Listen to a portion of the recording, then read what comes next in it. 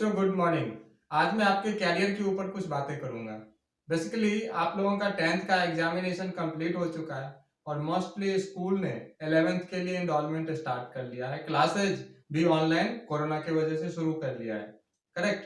तो अब जबकि 10th कंप्लीट हो गया है, बच्चों के दिमाग में अब कैरियर को लेकर के बहुत सारे सवाल, बहुत सारे कैरियर ऑप्शंस माइंड में चलते रहते हैं कि हमें क्या बनना है।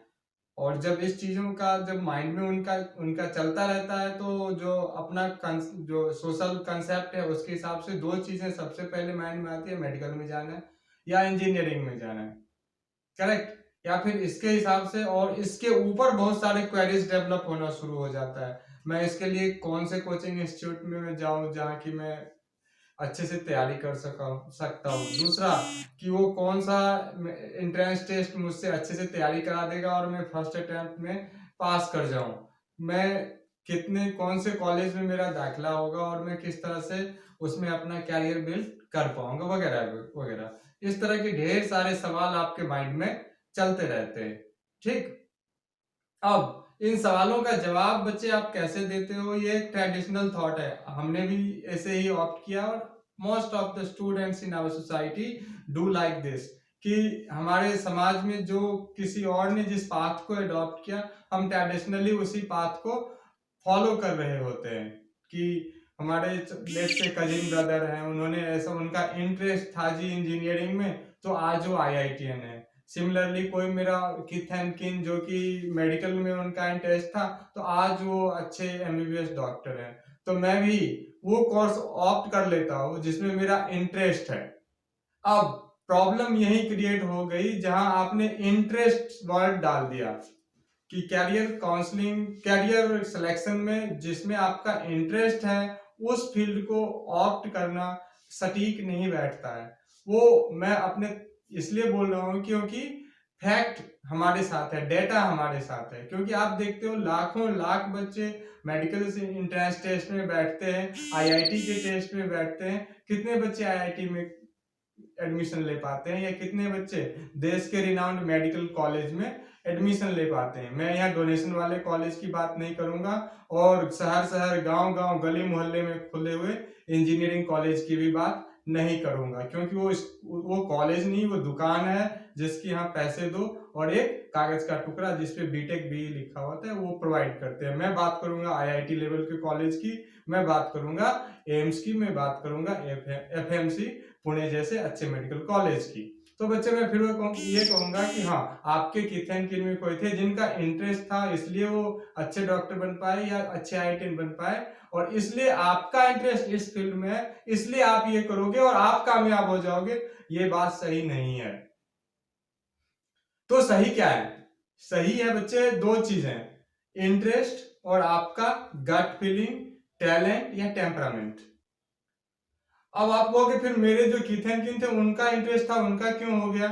तो बच्चे लकीली उनका इंटरेस्ट एंड गट फीलिंग दोनों सेम डायरेक्शन में हो गया। उनका interest, gut feeling, temperament plus interest सारा ही एक डायरेक्शन में हो गया। ऐसा नहीं कि उनका इंटरेस्ट साउथ साइड में और उनका टेम्परामेंट नॉर्थ साइड में था, ऐसा नहीं था, वो लकली हो गया। तो इसको फॉलो करके आप भी सक्सेस करेंगे और उतना ही लक आपके साथ भी होगा। तो लक हमेशा सबके साथ नहीं होता, तो लक पे कभी भरोसा ही नहीं करना कि लक हमें फेवर करेगा। तो वो कौन सा काम करें जिसमें कि हमें सक्सेस के चांसेस 90% हो, 1% नहीं हो, 99% हो, 1% नहीं हो वाला सीन ना हो। तो इसके लिए सबसे पहला काम ना किथ एंड किन को देखना चाहिए, ना फादर मदर के थॉट प्रोसेस को अडॉप्ट करना चाहिए, क्योंकि फादर मदर ने भी सोसाइटी से ही एक थॉट प्रोसेस डेवलप किया हुआ है। सबसे पहले व्यक्ति आप हो जिनको कि आपकी अपनी गट फीलिंग पता है, और ये सिंस स्कूलिंग पता है। क्योंकि आप जानते हो कि स्कूल में कुछ बच्चे ऐसे होते हैं जो एक सवाल को सॉल्व करने में कम से कम समय लेते हैं, कुछ बच्चे ज्यादा से ज्यादा समय लेते हैं, और कुछ बच्चे समय सीमा समाप्त होने के बाद भी नहीं कर पाते हैं। तो आप खुद ही पता कर लो कि आप इन तीन कैडर में से कहां रिलाई करते हो। तो उस हिसाब से गट फीलिंग खुद को जवाब दो कि मेरी गट फीलिंग ये है। अब उस फील्ड में आप जब जिसमें गट फीलिंग है उस फील्ड में इंटरेस्ट डेवलप करोगे, गट फीलिंग और इंटरेस्ट सेम डायरेक्शन में मूव करेगा, वो कोर्स ऑप्ट करो, सक्सेस तुम्हारे साथ है। करेक्ट। अब ये नहीं कि जो एमबीबीएस है, ये मेडिकल प्रोफेशनल्स हैं या इंजीनियरिंग प्रोफेशनल्स हैं, उन्होंने ही सक्सेस पाई है हिंदुस्तान में या सोसाइटी में।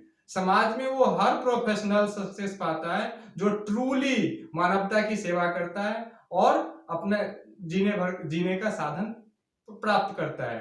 मैं फिर दोहरा रहा हूँ, समाज में हर एक वो प्रोफेशन रिकॉग्नाइज्ड है, हर एक वो प्रोफेशन सम्मान के योग्य है जिसमें मानवता की सही सेवा होती है। वो ओनली डॉक्टरी एंड इंजीनियरिंग नहीं है, बट कैपेबिलिटी हर जगह चेक होता है। अगर एक अच्छा डॉक्टर नहीं है तो वो समाज में रिस्पेक्टेबल नहीं है, अच्छा इंजीनियर नहीं है समाज में रिस्पेक्टेबल नहीं है। इंजीनियरिंग के हालात, कभी किसी कंपनी के आगे चले जाओ, लेबरर के जॉब के लिए वो लेके रिज्यूम लिए खड़े रहते हैं, but they are not true engineer. So try to become a true professional. मेरा कहना है कि आप एक ट्रू प्रोफेशनल बनने के लिए जो भी कोर्स ऑप्ट करो, उसके लिए 2 इंग्रेडिएंट अपने अंदर खुद ढूंढ लेना।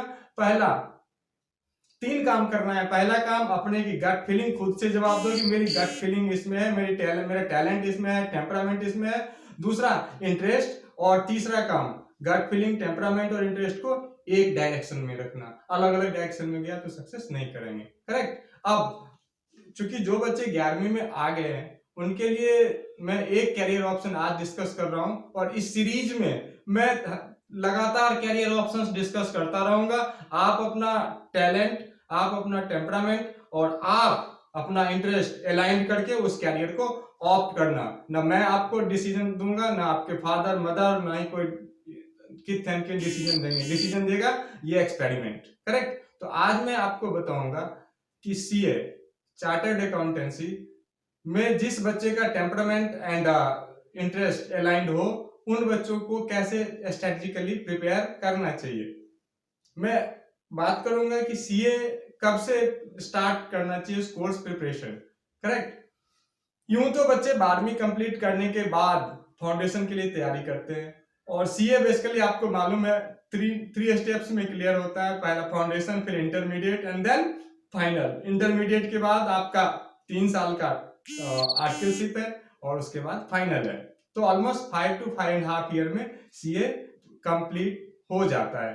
तो स्टार्टिंग है फाउंडेशन से। फाउंडेशन में 12th एलिजिबिलिटी है, means the students who passed out 12th examination can enrol for the foundation examination. 4 papers are there, and after getting 50% aggregate into all 4 papers and 40 in respective papers will be said to be passed in foundation examination. Right. अब वहां मैंने ये कहा कि foundation paper को clear करने के लिए, फाउंडेशन एग्जामिनेशन को क्लियर करने के लिए 4 पेपर हैं।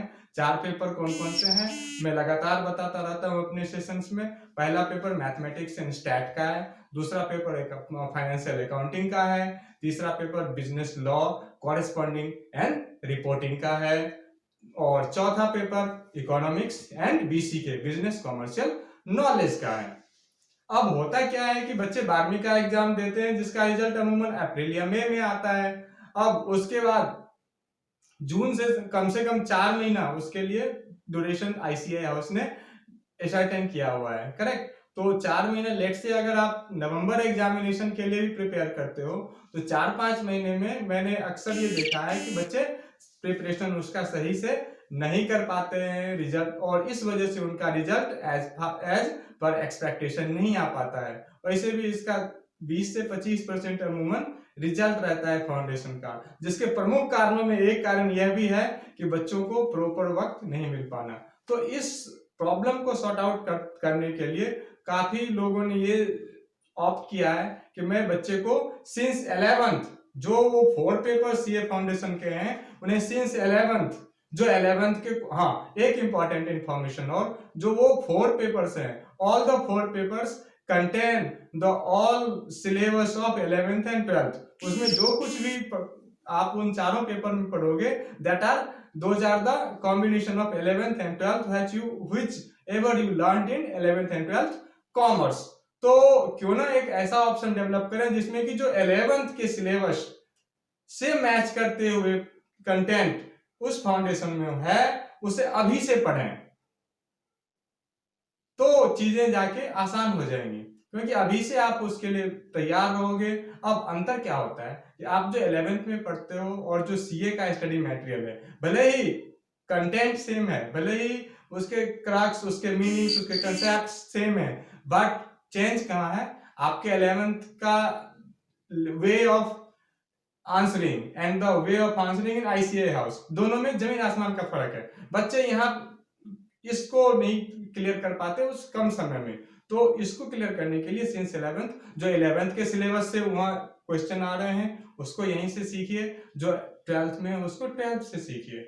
ठीक, तो इसको देखते हुए 90 प्लस ने एक कोर्स ऑप्ट किया हुआ है, जिसकी जानकारी के लिए आप इसके साइट पे जाएंगे तो ढेर सारी चीजें मिलेगी। छोटी छोटी चीज मैं बता देता हूँ। 90 प्लस ने जो कुछ भी किया है सिंस 11th स्टार्टिंग के लिए, कि आप इनरोल होते हैं उसके लिए, तो वीक में 2 days complete and all 8 classes will be there, and in these classes first and foremost thing you will learn that what are the ICAI house content writing pattern and how you can answer it.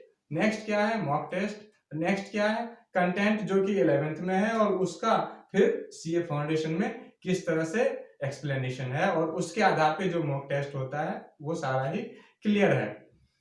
अब आप, कुछ बच्चे ऐसा सोचते हैं कि CA काफी tough है, इसका रिजल्ट बहुत ही कम आता है, बट जब आप कंप्लीटली तैयारी करोगे उसकी तो कोई चीजें टफ नहीं है। फिर मैं लास्ट में वही चीज करूंगा, अगर आपने अपने गट फीलिंग को एसेस किया है, आप अपने टेम्परामेंट को एसेस किया है और इंटरेस्ट के साथ अलाइंड करके आपने एफर्ट स्टार्ट किया है, then 100% success is yours. Correct. So मैं नेक्स्ट सीरीज में सीएस, नेक्स्ट सीरीज में सीएमए और ऐसे ही बहुत सारे कोर्सेज के बारे में आपको बताता रहूंगा, लेकिन मैं नहीं बताऊंगा कि आप ये कोर्स करोगे, ये आप खुद अपने आप से आपको बताओगे। Thank you.